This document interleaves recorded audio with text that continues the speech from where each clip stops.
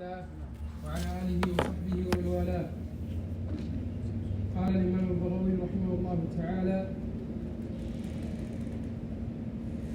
قوله عز وجل: الله يبسط الرزق لمن يشاء ويقدر، أي يوسع على من يشاء ويضيق على من يشاء. وفرح بالحياة الدنيا يعني مشركي مكة أشروا وبطروا، والفرح لذة في القلب بنيل المشتهى، وفيه دليل على أن الفرح بالدنيا حرام. وما الحياة الدنيا في الآخرة إلا متاع، أي قليل ذاهب. قال الكلبي: كمثل السكرجة والقصعة والقدح. كمثل السكرجة والقصعة والقدح والقدر ينتفع بها ثم تذهب. ويقول الذين كفروا من أهل مكة: لولا أنزل عليه آية من ربه، قل إن الله يضل من يشاء ويهدي إليه من أناب، أي يهدي إليه من يشاء بالإنابة. وقيل يرشد إلى دينه من يرجع إليه بقلبه. الذين آمنوا في محل النصب بدل من قوله من أناب.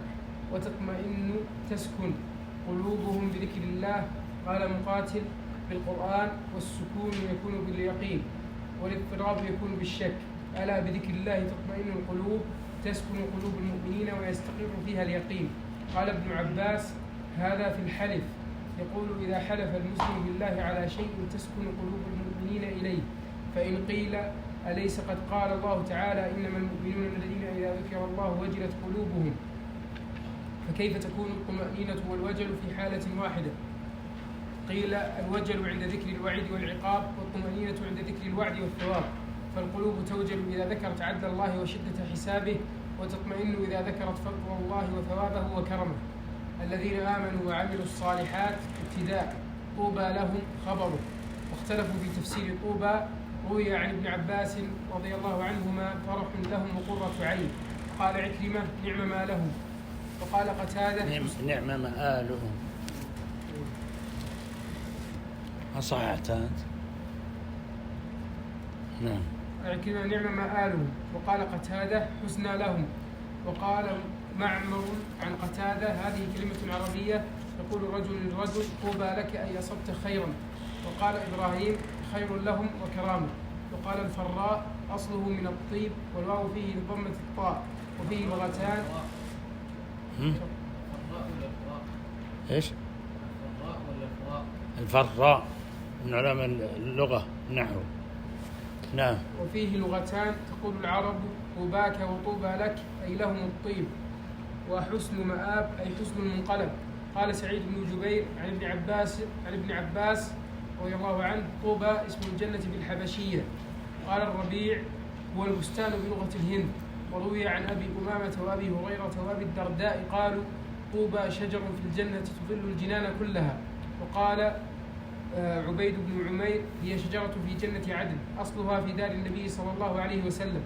وفي كل دار وغرفة غصن منها، لم يخلق الله لونا ولا زهرة إلا وفيها منها إلا السواد. ولم يخلق الله تعالى فاكهة ولا ثمرة إلا وفيها منها، تنبع من أصلها عينان، الكافور والسلسبيل. قال مقاتل: كل ورقة منها تظل أمة عليها ملك يسبح الله عز وجل بأنواع التسبيح. وروي عن أبي سعيد الخدري رضي الله عنه أن رجلا سأل رسول الله صلى الله عليه وسلم: ما طوبى؟ قال: شجرة في الجنة مسيرة 100 سنة، ثياب أهل الجنة تخرج من أكمامها. وعن معاوية بن قرة عن أبيه يرفعه: طوبى شجرة غرسها الله تعالى بيده ونفخ فيها من روحه، تنبت الحلي والحلل، وإن أغصانها لترى من وراء سور الجنة. أخبرنا محمد بن عبد الله بن أبي توبة، أخبرنا محمد بن أحمد بن الحارث، أخبرنا محمد بن يعقوب الكسائي، أخبرنا عبد الله بن محمود، أنبأنا إبراهيم بن عبد الله الخلال، حدثنا عبد الله بن المبارك عن إسماعيل بن أبي خالد عن زياد مولى بني مخزوم أنه سمع أبا هريرة رضي الله عنه يقول: إن في الجنة لشجرة يسير الراكب في ظلها 100 سنة لا يقطعها، اقرأوا إن شئتم، وظل ممدود. فبلغ ذلك كعبا فقال: صدق، والذي أنزل التوراة على موسى عليه السلام والقرآن على محمد صلى الله عليه وسلم، لو أن رجلا ركب حقة أو جذعة، لو أن رجلا ركب حقة أو جذعة أو ثم دار بأصلها تلك الشجرة ما بلغها حتى يسقط هرما، إن الله تعالى غرسها بيده ونفخ فيها من روحه، وإن أفنانها لمن وراء سور الجنة، ما في الجنة نهر إلا وهو يخرج من أصل تلك الشجرة. وبهذا الإسناد عن عبد الله بن المبارك عن معمر عن الأشعث بن عبد الله عن شهر بن حوشب عن أبي هريرة رضي الله عنه قال: في الجنة شجرة يقال لها طوبى، يقول الله عز وجل لها: تفتقي لعبدي عما شاء، فتنفتق له عن فرس بسرجه ولجامه وهيئته كما شاء، يفتق له عن الراحلة برحلها وزمامها وهيئتها كما شاء، وعن الثياب. قوله عز وجل: كذلك أرسلناك في أمة كما أرسلنا الأنبياء إلى الأمم أرسلناك إلى هذه الأمة، وقد مضت من قبلها لتقرأ عليهم الذي أوحينا إليك وهم يكفرون بالرحمن. قال قتادة: قاتل وابن جريج. الآية مدنية نزلت في صلح الحديبية، وذلك أن سهيل بن عمرو لما جاء إلى النبي صلى الله عليه وسلم واتفقوا على أن يكتبوا كتاب الصلح، فقال رسول الله صلى الله عليه وسلم لعلي رضي الله عنه: اكتب بسم الله الرحمن الرحيم. قالوا: لا نعرف الرحمن إلا صاحب اليمامة، يعنون مسيلمة الكذاب. اكتب كما كنت تكتب باسمك اللهم. هذا معنى قوله وهم يكفرون بالرحمن. والمعروف أن الآية مكية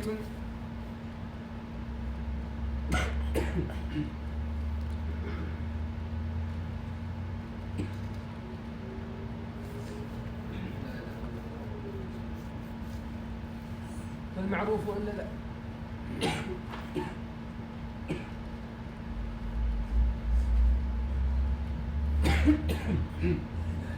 كمل عنك كمل رفضنا بعد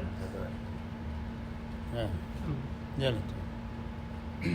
والمعروف أن الآية مكية وسبب نزولها أن أبا جهل سمع النبي صلى الله عليه وسلم وهو في الحلم يدعو: يا الله يا رحمن، فرجع إلى المشركين فقال: إن محمدا يدعو إلهين، يدعو الله ويدعو إلها آخر يسمى الرحمن، ولا نعرف الرحمن إلا رحمن اليمامة. ونزلت هذه الآية ونزل قوله تعالى: قل ادعوا الله أو ادعوا الرحمن أيما تدعوا فله الأسماء الحسنى. وروى الضحاك عن ابن عباس. إنكارهم للرحمن متقدم، ما له علاقة بقصة الحديبية. هم ينكرون الرحمن من قبل، لكن تكرر إنكارهم في الحديبية لما كتب بسم الله الرحمن الرحيم. قالوا: ما نعرف الرحمن. قال سهيل، يعني هو واحد منهم، فقال النبي صلى الله عليه وسلم: اكتب باسمك اللهم. قال: لا نعرف إلا باسمك. ولماذا لان له الرسول صلى الله عليه وسلم؟ لأن الله عز وجل أمره بذلك، أن يكون حتى يجري الصلح. فالله عز وجل رحمن حتى ولو أنكره المنكرون المشركون، لكن هذا أمر متقدم ما هو جديد. فالقول بأنها مكية مدنية لهذا السبب هذا ما هو، ليس صحيح متجه. نعم. وروى الضحاك عن ابن عباس أنها نزلت في كفار قريش حين قال لهم النبي صلى الله عليه وسلم: اسجدوا للرحمن. قالوا: وما الرحمن؟ قال الله تعالى: قل لهم يا محمد إن الرحمن الذي أنكرتم معرفته قل هو ربي لا إله إلا هو عليه توكلت اعتمدت وإليه متاب، أي توبتي ومرجعي. قوله: ولو أن قرآنا سيرت به الجبال. الآية نزلت في نفر من مشركي مكة منهم أبو جهل بن هشام وعبد الله بن أبي أمية، جلسوا خلف الكعبة وأرسلوا إلى النبي صلى الله عليه وسلم، فأتاهم فقال له عبد الله بن أبي أمية: إن سرك إن سرك أن نتبعك فسير جبال مكة بالقرآن فأذهبها عنا حتى تنفسخ، فإنها أرض ضيقة لمزارعنا، واجعل لنا فيها عيونا وأنهارا لنغرس فيها الأشجار ونزرع ونتخذ البساتين، فلست كما زعمت بأهون على ربك من داود عليه السلام، حيث سخر له الجبال تسبح معه، أو سخر لنا الريح فنركبها إلى الشام لميرتنا وحوائجنا ونرجع في يومنا. فقد سكرت الريح لسليمان كما زعمت، ولست بأهون على ربك من سليمان. وأحي لنا جدك قصيا أو من شئت من آبائنا وموتانا لنسأله عن أمرك أحق ما تقول أم باطل؟ فإن عيسى كان يحيي الموتى ولست بأهون على ربك بأهون على الله منه. فأنزل الله عز وجل: ولو أن قرآنا سيرت به الجبال فأذهبت عن وجه الأرض أو قطعت به الأرض، أي شققت فجعلت أنهارا وعيونا، أو كلم به الموتى. واختلف في جواب لو، فقال قوم جوابه محذوف اكتفاء بمعرفة السامعين مراده وتقديره لكان هذا القرآن. وقول الشاعر: فأقسم لو شيء أتانا رسوله سواك ولكن لم نجد لك مدفعا لرددناه. وهذا معنى قول قتادة قال: لو فعل هذا بالقرآن قبل قرآنكم لفعل بقرآنكم. وقال آخرون: جواب لو مقدم وتقدير الكلام وهم يكفرون بالرحمن. ولو أن قرآنا سيرت به الجبال، كأنه قال: لو سيرت به الجبال أو قطعت به الأرض أو كلم به الموتى لكفروا بالرحمن ولم يؤمنوا بما سبق من علمنا فيهم، كما قال: ولو أننا نزلنا إليهم الملائكة وكلمهم الموتى وحشرنا عليهم كل شيء قبلا ما كانوا ليؤمنوا إلا إن شاء الله. ثم قال: بل لله الأمر جميعا، أي في هذه الأشياء إن شاء فعل وإن شاء لم يفعل. أفلم ييأس الذين آمنوا؟ قال أكثر المفسرين معناه أفلم يعلم. قال الكلبي: هي لغة النخع، وقيل هي لغة هوزان يدل عليه قراءة هوازن. والنخع هي لغة النخع إيه؟ هي لغة النخع، وقيل هي لغة هوازن. هي لغة هوازن يدل عليه قراءة ابن عباس: أفلم يتبين الذين آمنوا. وأنكر الفراء أن يكون ذلك بمعنى العلم، وزعم أنه لم يسمع أحدا من الأرض يقول يئست بمعنى علم، ولكن معنى العلم فيه مضمر. وذلك أن أصحاب رسول الله صلى الله عليه وسلم لما سمعوا هذا من المشركين طمعوا في أن يفعل الله ما سألوا فيؤمنوا، فنزل: أفلم ييأس الذين آمنوا، يعني الصحابة رضي الله عنهم أجمعين من إيمان هؤلاء، أي ألم ييأسوا علما، وكل من علم شيئا يئس من خلافه. يقول: ألم ييأسهم العلم أن لو يشاء الله لهدى الناس جميعا، ولا يزال الذين كفروا تصيبهم بما صنعوا من كفرهم وأعمالهم الخبيثة. قارعة أي نازلة وداهية تقربهم من أنواع البلاء، أحيانا بالجدب وأحيانا بالسلب وأحيانا بالقتل والأسر. وقال ابن عباس: أراد بالقارعة السرايا التي كان رسول الله صلى الله عليه وسلم يبعثهم إليهم، أو تحل بمعنى السرية أو القارعة، يعني السرية أو القارعة قريبا من دارهم. وقيل: أو تحل أي تنزل أنت يا محمد بنفسك قريبا من ديارهم حتى يأتي وعد الله. قيل: يوم القيامة، وقيل: الفتح والنصر وظهور رسول الله صلى الله عليه وسلم ودينه. إن الله لا يخلف الميعاد. وكان الكفار يسألون هذه الأشياء على سبيل الاستهزاء، فأنزل الله تسلية لنبيه صلى الله عليه وسلم: ولقد حسبك.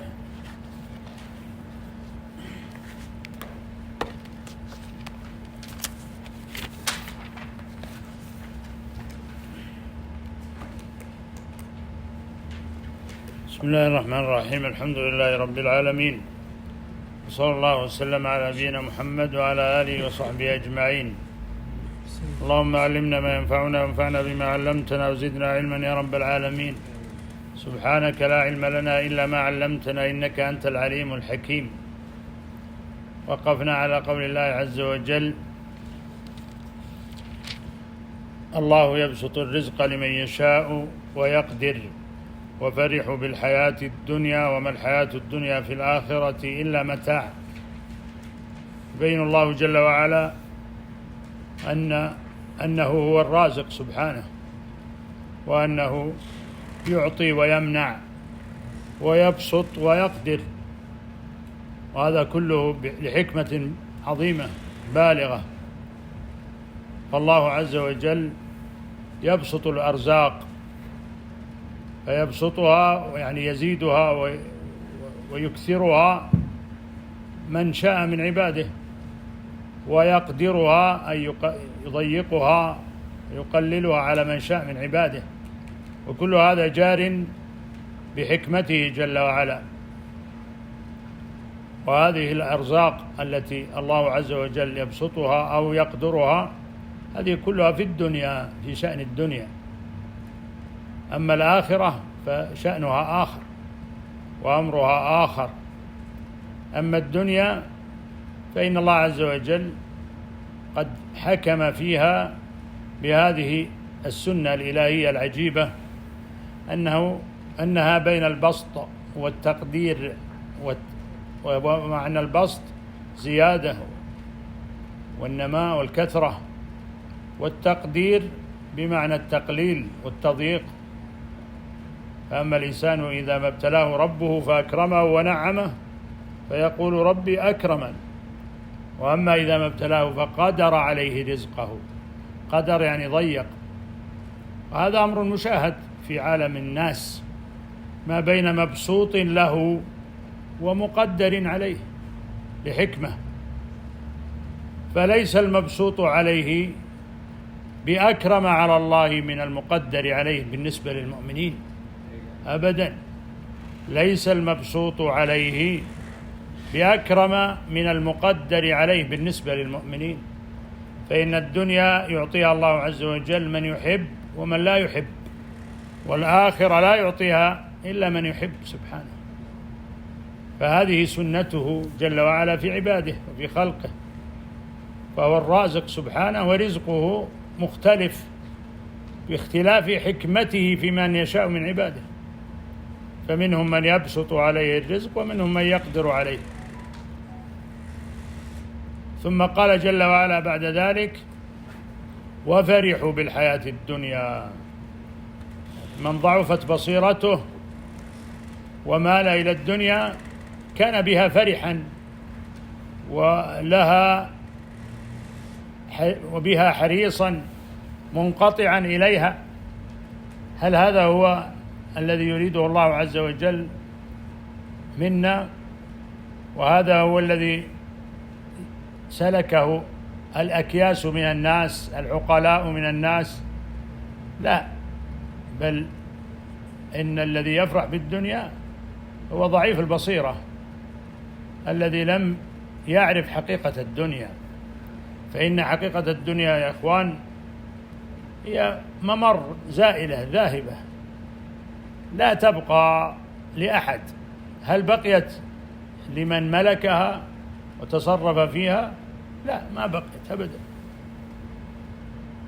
فكل من ملكها زالت عنه وذهبت. فليست هي بدار مقر، بل هي دار ممر ودار عبور يعبر بها المؤمن إلى الآخرة. وفرحوا بالحياة الدنيا وما الحياة الدنيا في الآخرة إلا متاع. حياة الدنيا هي حياة قصيرة، قصيرة من حيث هي، من حيث ذاتها،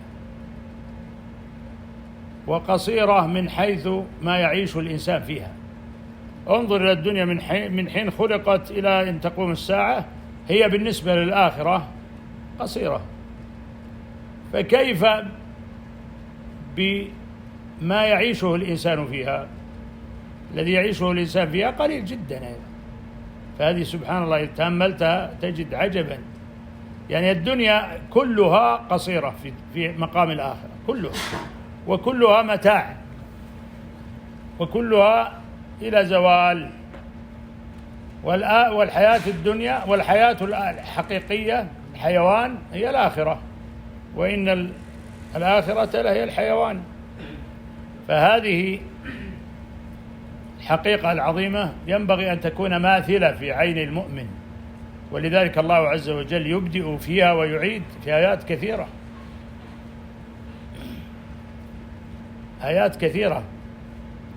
اعلموا أنما الحياة الدنيا لعب ولهو وزينة وتفاخر بينكم وتكاثر بالأموال والأولاد كمثل غيث أعجب الكفار نباته ثم يهيج فتراه مصفرا ثم يكون حطاما وفي الآخرة عذاب شديد ومغفرة من الله ورضوان وما الحياة الدنيا إلا متاع الغرور. فهكذا الله عز وجل يصور لنا الدنيا حقيقتها، فالمؤمن يعرف هذه الحقيقة ويعمل على هذه الحقيقة. والذي يضعف إيمانه والكافر والمنافق أو من يضعف إيمانه من المؤمنين يجد ميلا إلى الدنيا فتضعف عنده الآخرة. فكما قال السلف رحمه الله إن الدنيا والآخرة ضرتان، إذا أكرمت أحدهما قد تؤثر على الأخرى. فينبغي للإنسان أن يكون عارفا بحقيقة الدنيا قائما بأمر الله عز وجل. فالحياة الدنيا متاع، يعني يتمتع بها الإنسان قليلا ثم يذهب. ولذلك قال النبي صلى الله عليه وسلم ما أنا الدنيا إلا كراكب قال في ظل، قال يعني نام في قيلولة يمشي في السفر ثم وجد شجرة ذات ظل فارتاح فيها قليلا ثم ايش؟ كمل المسير كراكب قال تحت شجرة ثم ذهب وتركها. هذا الرسول صلى الله عليه وسلم يبين لنا في هذا الحديث. والله عز وجل بين في آيات كثيرة في شأن الدنيا: يا أيها الناس إن وعد الله حق فلا تغرنكم الحياة الدنيا ولا يغرنكم بالله الغرور. وقال علي بن أبي طالب رضي الله عنه في موعظة له بليغة: أيها الناس إن الدنيا قد ارتحلت مدبرة وإن الآخرة قد ارتحلت مقبلة ولكل منهما بنون فكونوا من أبناء الآخرة ولا تكونوا من أبناء الدنيا. صدق رضي الله عنه في هذا الكلام، يقول إن الدنيا ارتحلت مدبرة. كيف ارتحلت مدبرة؟ أنت اليوم أقرب إلى أجلك ولا أبعد من يومك هذا أقرب من أمسك إلى أجلك ولا لا؟ هكذا. فأنت تقبل إلى إيش؟ إلى الآخرة وتدبر عن الدنيا خلفك والآخرة أمامك. فأنت تقبل إلى الآخرة وتدبر عن الدنيا في كل يوم بل في كل نفس. فإذا كان هذا هو الحال الذي نحن جميعا نوقن به ولا يجادل فيه عاقل، فإذا لا بد أن هل الإنسان يحسن فيما يرتحل عنه أو فيما يقدم إليه؟ فيما يقدم إليه. فهكذا علي بن أبي طالب رضي الله عنه يعظ يقول: أيها الناس إن الدنيا قد ارتحلت مدبرة وإن الآخرة قد ارتحلت مقبلة ولكل منهما بنون. يعني فيها ناس أبناء للآخرة وفي ناس أبناء الدنيا. فأبناء الآخرة هم الذين يعملون لها يستعدون لها، وأبناء الدنيا هم الذين يعملون لها عملهم كله في الدنيا. فهكذا الله عز وجل يبين لنا هذه الحقيقة العظيمة، حقيقة الدنيا.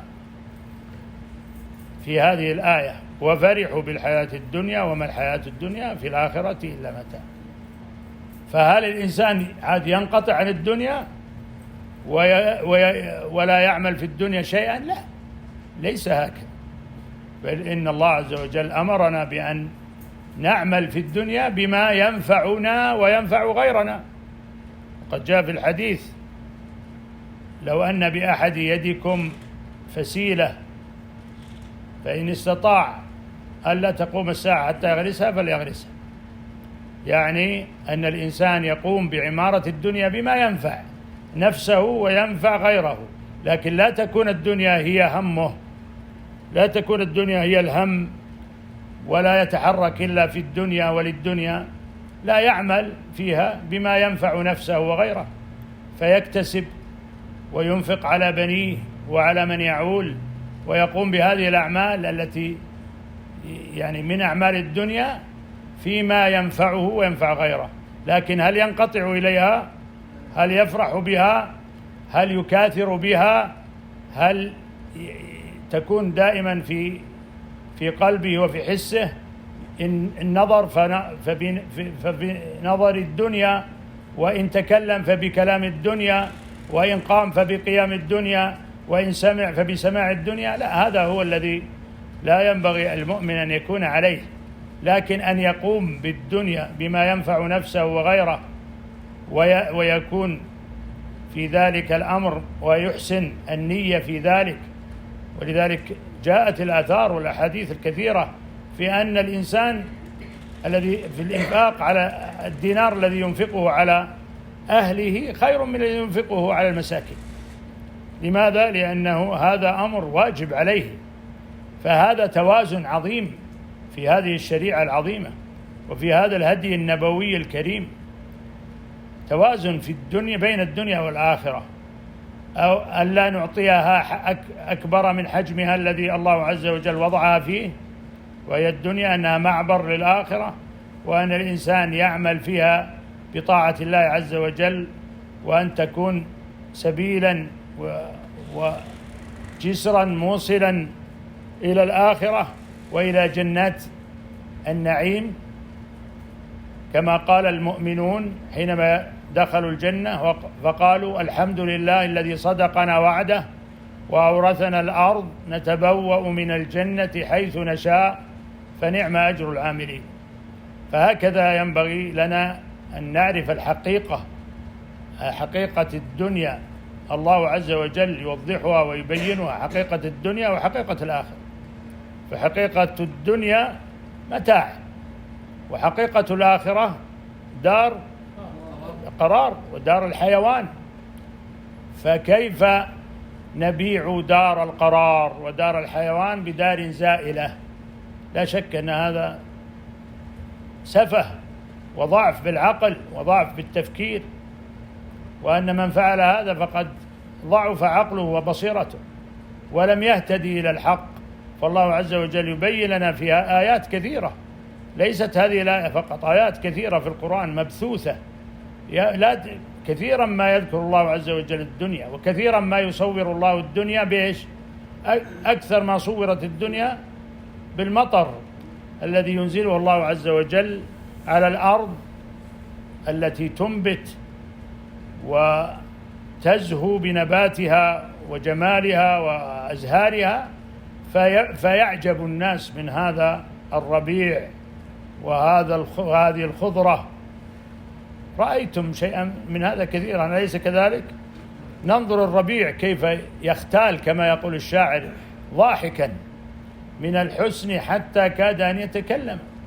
يعني هذا يعني مشهد عجيب من المشاهد التي يصور الله عز وجل بها الدنيا، أنها كهذه إيش؟ الخضرة، وكهذه النظرة، وكهذه الجمال الذي يخطف بالأبصار، ثم بعد ذلك يذهب ويزول ويكون حطاما تذروه الرياح. فهذا وصف وصفه الله عز وجل في الدنيا في آيات كثيرة. ومن العبر في الدنيا حتى ذكر بعض السلف قال انظر إلى طعامك وما يؤول إليه فهي الدنيا. توضع أمامك الأطباق اللذيذة الشهية الجميلة ذات الروائح الزكية التي تأخذ وأنت يعني جائع تريد أكلها فتأكلها وتتلذذ بها ولا لا؟ ثم يكون مآلها ما قد علمتم. هذا المآل هو المآل الدنيا كذلك. ذكر السلف رحمه الله قالوا وفي هذا معتبر الدنيا مثل هذا. ولذلك كان يقال ابن السماك أحد السلف رضي الله عنهم من العلماء نصح أحد الخلفاء فقال له يا أمير المؤمنين، قال له انصحني أو عظني، فقال يا أمير المؤمنين لو كنت في أرض مهلكة وفي أرض مجدبة وأصابك العطش الشديد ثم جاءك من جاءك وقال لا أعطيك المال إلا بنصف ملكك لتشرب، هل تدفع له النصف؟ قال نعم الحياة. قال ثم إنك شربت فما مآل شربك هذا؟ يخرج ولا لا؟ والله عز وجل هو الذي يخرجه بنعمته وكرمه ورحمته. هذا الإنسان خلقه الله في أحسن تقويم وجعل له هذه الآلات وهذه الأعضاء العظيمة العجيبة التي لا تغني عنها الآلات والمخترعات. فالذين يعني يصابون بالأمراض يصيبهم الألم والتعب الشديد وأنت في حال صحتك لا تشعر بهذا. قال له فلو أنت شربت هذا الماء ثم لم يخرج منك حتى قيل لك لا نخرجه إلا بنصف ملكك فماذا تفعل؟ قال أدفع نصف ملك الثاني. قال إن ملكا نصفه شربة ونصفه بولة ليس بملك. فهكذا يعني حال الدنيا الله عز وجل يبينها ويوضحها في القرآن وتوضحها السنة. الرسول صلى الله عليه وسلم مر في مسير له على جدي أسك، يعني ما له أذان صغيرة، ميت قد ألقي في قارعة الطريق. فقال أيكم يحب أن يكون له هذا؟ فقال الصحابة رضي الله عنهم والله لو كان حيا لكان به عيب وهو أنه أسك يعني ضعف، فكيف وقد مات ميت جيفة؟ فقال إن الدنيا عند الله أهون من هذا عليكم، إن الدنيا على الله أهون من هذا عليكم. فالله عز وجل لم يقم للدنيا وزنا وبين حالها. وقال الرسول صلى الله عليه وسلم لو أن الدنيا تعدل عند الله إيش؟ جناح بعوضة ما سقى كافرا منها شربة ماء. فلو كان لها مقام عند ربنا جل وعلا ما أعطى الكفار منها شيئا أبدا حتى ولا شربة الماء. فسبحان الله هذه هي حال الدنيا وهذه حقيقتها. فالله عز وجل قال الله يبسط الرزق لمن يشاء ويقدر وفرحوا بالحياة الدنيا وما الحياة الدنيا في الآخرة إلا متاع. فما ينبغي أن يفرح بالدنيا، الفرح الحقيقي إنما هو الآخرة، وكل عمل يقرب إلى الآخرة. فبذلك فليفرحوا هو خير مما يجمعون. فبذلك فليفرحوا هو خير مما يجمعون. فأنت إذا جلست مجلس ذكر وطاعة وتلاوة قرآن فبذلك فلتفرح، ما هي بالدنيا. وإذا سبحت الله وذكرت الله أو تلوت من كتاب الله أو صليت نافلة أو تقدمت إلى طاعة إلى الصلاة وبكرت إليها فبذلك فلتفرح.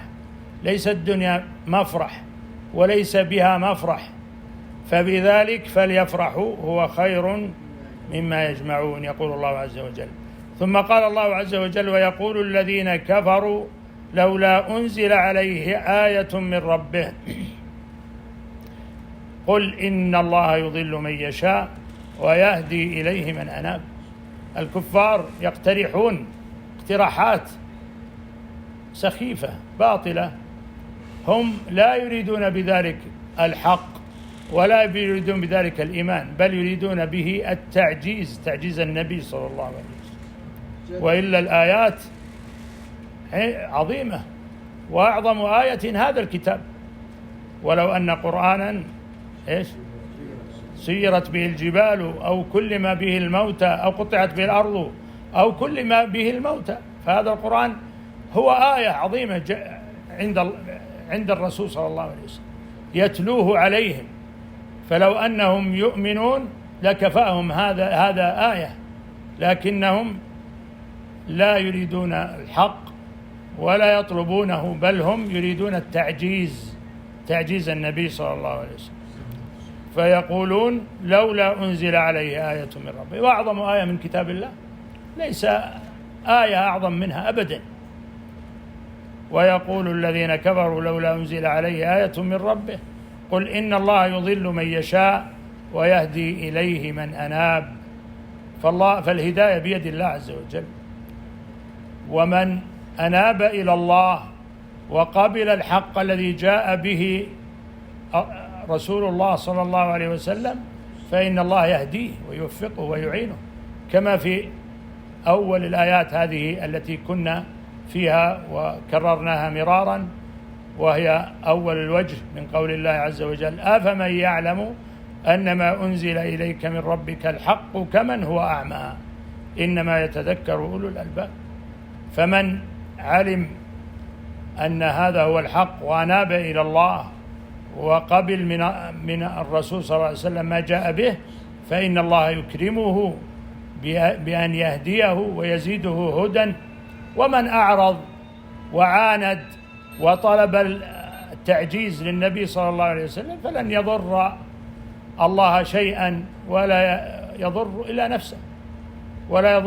نفسه. ونقف على الذين آمنوا وتطمئن قلوبهم بذكر الله، ألا بذكر الله تطمئن القلوب. والله أعلم، وصلى الله وسلم.